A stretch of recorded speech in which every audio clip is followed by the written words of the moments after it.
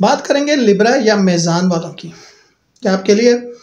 आपका अपना बुर्ज आपकी ज़िंदगी में शादी के हवाले से और मोहब्बत के हवाले से और दौलत के हवाले से क्या असर डालता है,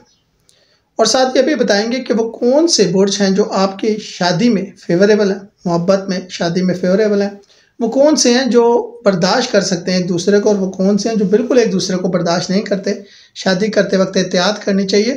क्योंकि आने वाला आपकी ज़िंदगी में सुकून, खुशी, मोहब्बत, दौलत, बच्चे, इज़्ज़त, शोहरत सब कुछ लेकर आता है। इसलिए लम्हों ने ख़ता की थी, सदियों ने सज़ा पाई है।